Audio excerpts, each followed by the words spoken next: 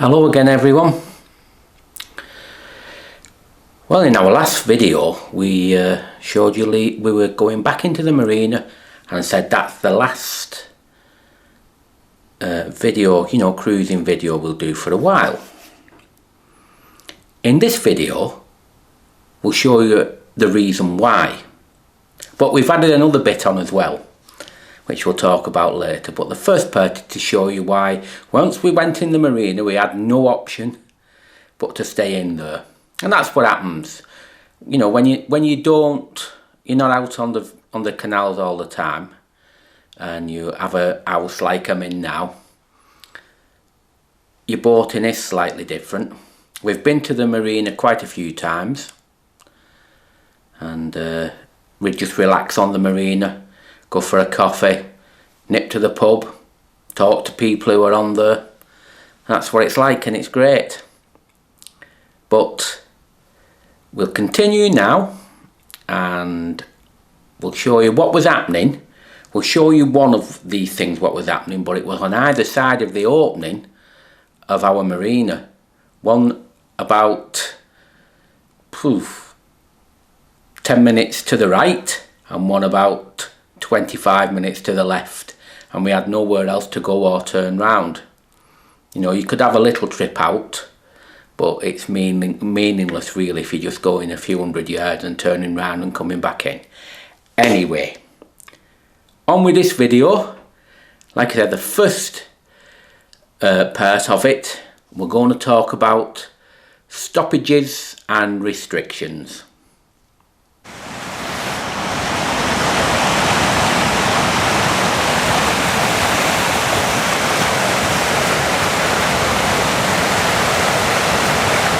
Work started on lock number 12 of the Audlem flight, and we've been reading on the stoppages that there's going to be some work done on where the bywash is. That's where all the water's rushing down on the right hand side. I don't know what they're going to do, but I do know that a lot of people have problems getting washed over to the side when they're going through and banging the boat. But it'll be interesting to see what happens.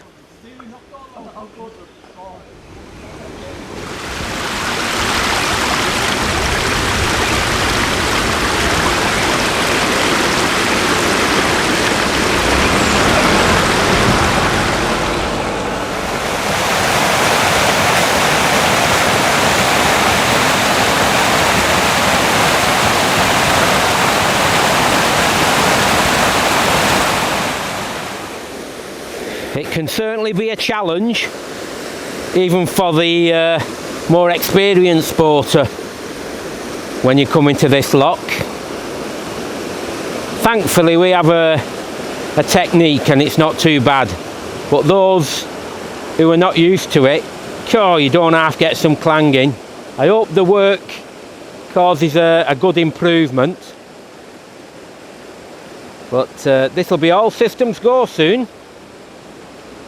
This is the early part of the stoppages. They've quickly got everything ready, so it'll be all systems go very, very soon. This is the method they use, very quick, for stopping the water. It still goes down to the bywash to create one, but the lock itself is now dewatered so work can be carried out. Now, hopefully, when this is all done, for cruising season in 2020, we'll be going through here again on our narrowboat journeys. They don't half set all this up quickly, it's very impressive. The other thing as well, very much safety orientated, which is understandable.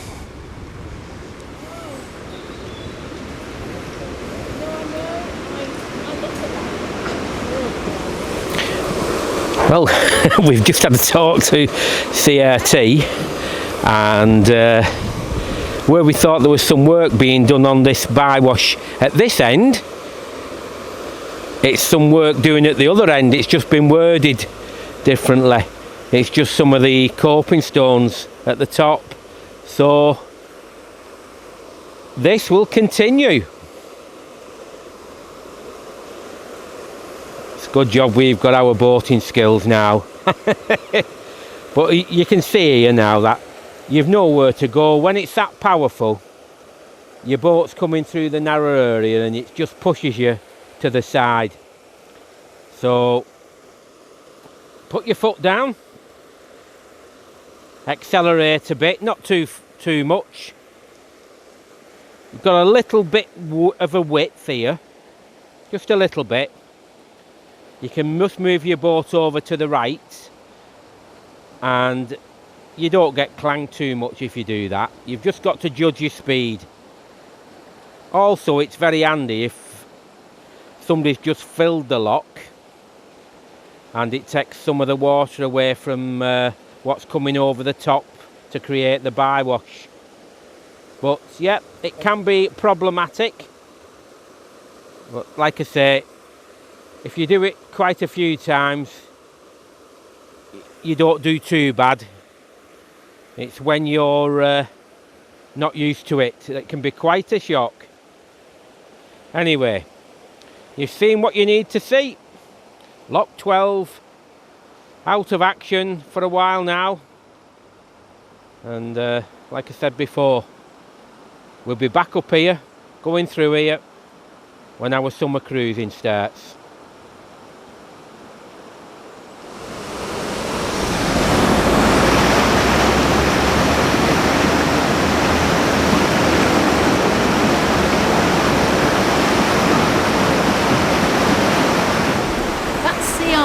Team from Calverley, Keith, have done an absolutely smashing job. Go and have a look.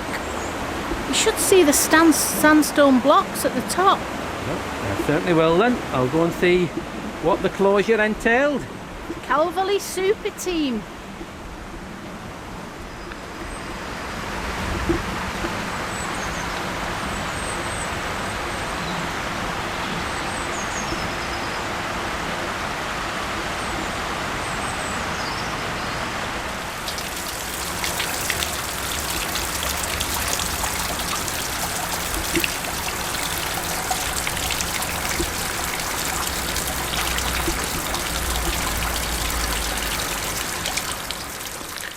I hope you found that interesting. It goes on all over the canal network. Boaters will know this, you know, but any people who are coming across our channel, that's what it's like in winter. You've only got certain areas you can go to while they carry out maintenance work in what we call the off season. But I thought I'd just add something else now, and we're going to talk about steering your boat. Easy enough, but there's techniques you can use. I can understand the big working boats from years gone by and the working boats of today, what people have. It can be a little bit more difficult, what I'm going to talk about, but for the majority, you know, how you handle the boat and what type of boat you have can have a big impact on how you enjoy your boating.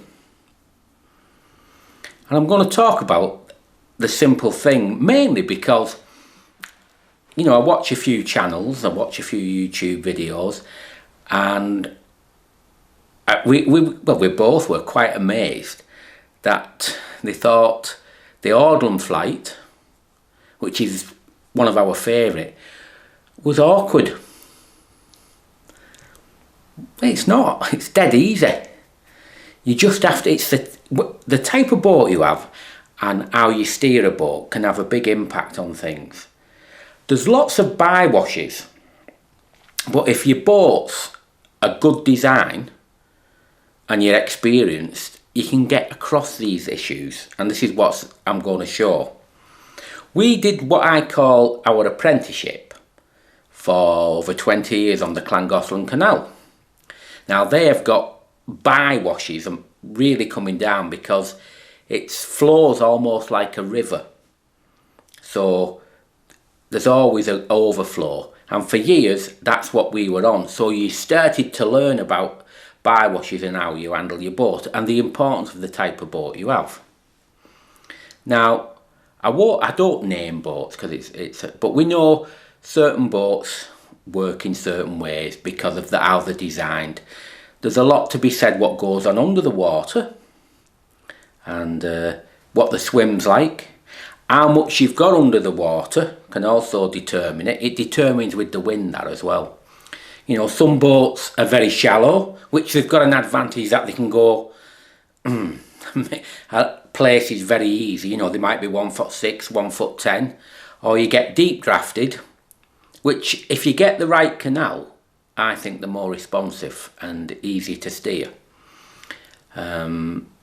There's some quite deep drafted boats. Ours is 2'6" at the front and 2'8" at the back, and that's quite deep for canals.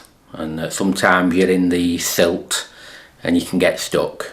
But I would always have that. That's our personal choice. After coming up to our 43rd year, and we've had different types of boats, that's what experience tells us.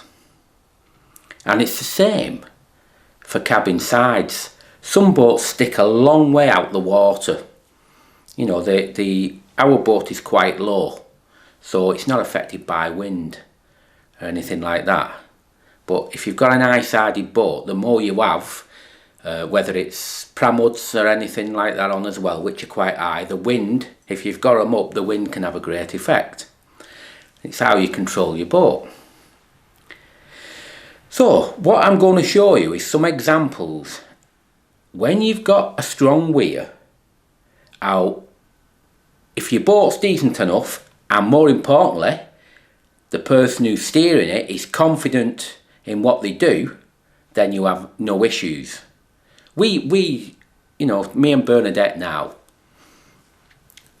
it's because we've done it for so long, we like the challenge and we enjoy it. It's never an ordeal. Anyway, less of me talking now, and we'll show you a few examples. So a lot of water coming in, looking at that in the distance. Wow.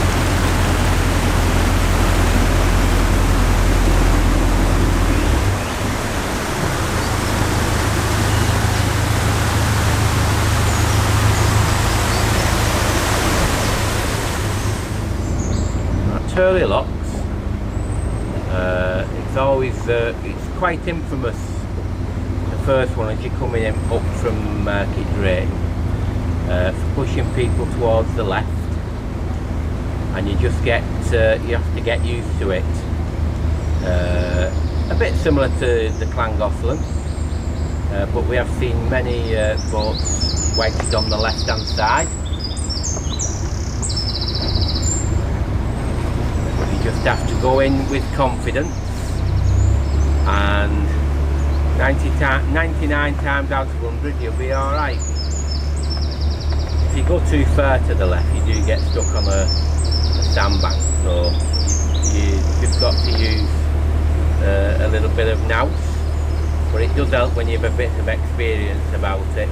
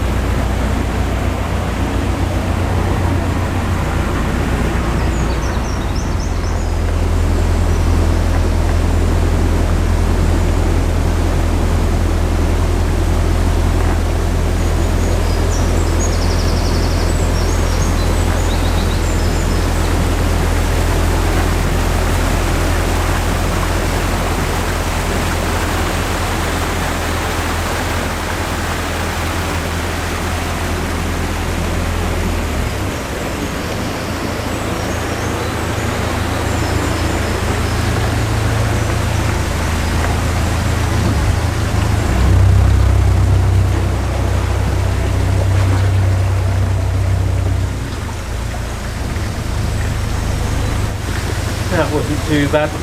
Not too bad at all.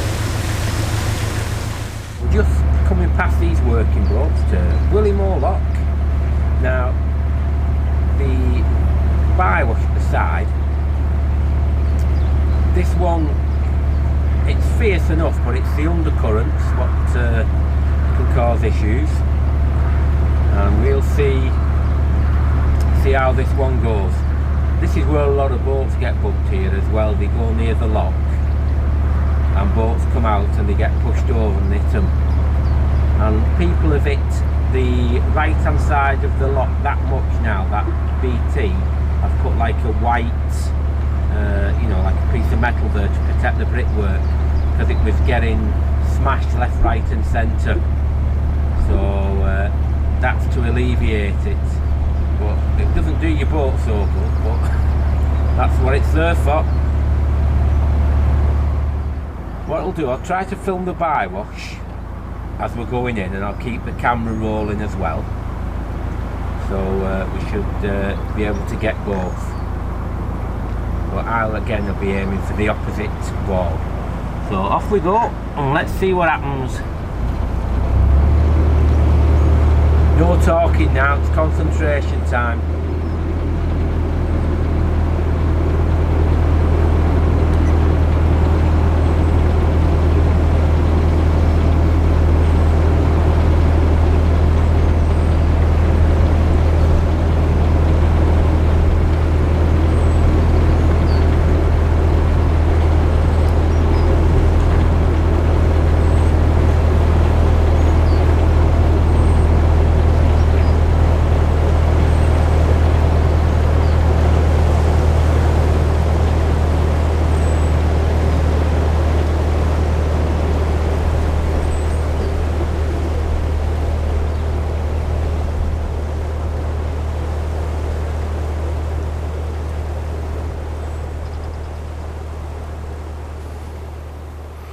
Well, I hope you found that interesting. We just thought we'd put them little bits together, because there's no doubt at all we're at some point in the new season we'll be going up that Audlem flight again and going through everything, because we've said it before, we love the Shropshire Union. We know the best places, we know where the shelf isn't, so you can moor up very easily without clanging. But you get that again with experience. But that'll be the way we're going. And who knows? I know many people do it, and we've done it before. We might even have a trip up the Llangollen. Don't know yet. But once the lock's open, we might have a trip up that way. Now that really is like going back 20 years. We know so many people, both on and off the canal. We know all the places. And it could be very interesting, that, because I think we know every blade of grass. But that's not planned yet. We're having a think about it. But we hope you've enjoyed that one. And don't forget, see, subscribe. We don't subscribe for anything other than we want people to enjoy and watch. It's, you know, for us it's nothing about subscribers for any monetization or anything like that, because that's not what our canal, you know, our channel's about. We just want to make videos what people like to enjoy, like to see. We don't want anything else, because it's our passion and our enjoyment since we were 17, and we both absolutely just love it, and we still do. We're still as enthusiastic as the day we started. So if you want to join us on our future adventures, you are quite welcome. If you want to subscribe, you all know the routine. You can just subscribe on YouTube. If you press the notification bell, YouTube will let you know when our next video is out. I know you get told that all the time, but I don't say it much. But I think that's it. And we'll see you in the next one, whatever that will be. But for now, as usual, I think, I think it's definitely cup of tea time. Cup of Yorkshire Gold. You'd think it was an advertiser, wouldn't you? Anyway, ta-ra!